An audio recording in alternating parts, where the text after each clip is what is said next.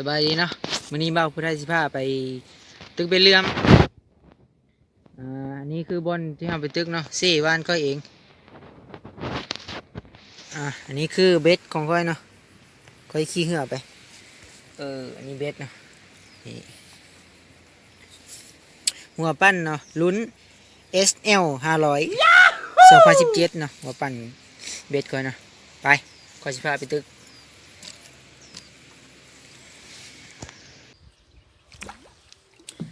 ตอนนี้เบ้าผู้ไทยกำลังพาไปเนาะ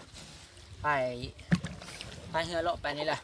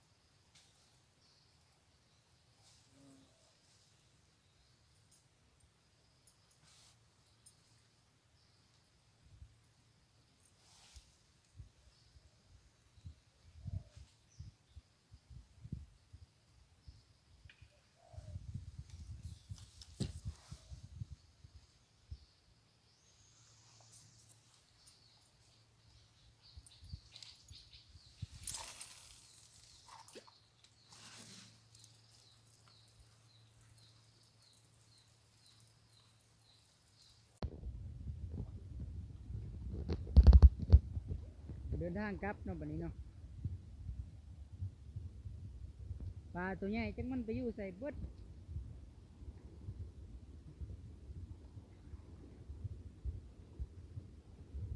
ยังบ่เบิดเท่านี้เนาะบอนตึกเนาะยังหลายอยู่ทั้งเทิงบ้านผู้บ้านอันนี้ทั้งห่างบ้านอันนี้เนาะทั้งเทิงบ้านยังบ่ได้ไปตึกพอไปตึกแล้วสิอัดให้พี่ให้น้องเบิ่งเนาะ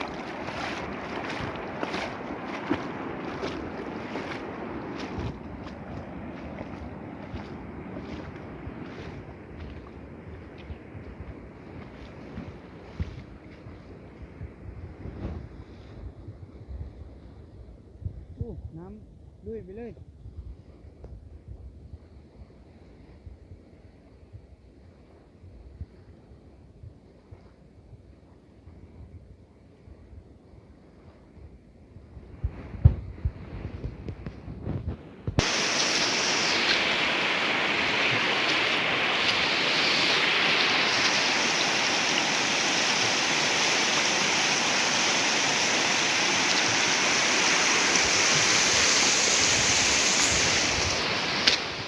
นี่บนเขาดังไพ่เขามาดำป่าดำปูดำป่าอะไร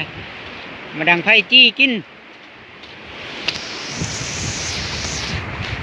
คลิปนี้กันเนาะเบิดเท่านี้ละบ่มีหยังปลาตัวหนึงก็บ่ได้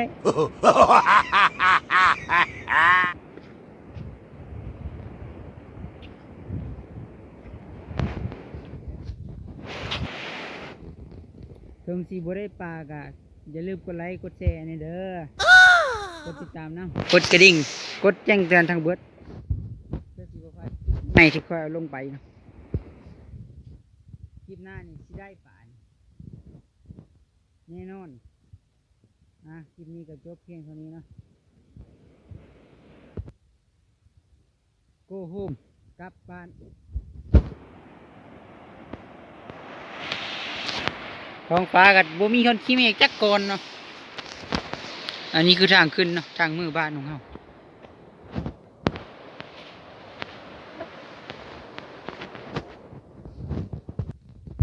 มาบอนนี้แห้งสูงเนาะพอสิจบคลิปก็เลยบริจบนี่ที่ให้น้องเบิ้งว่ามันงามสำใด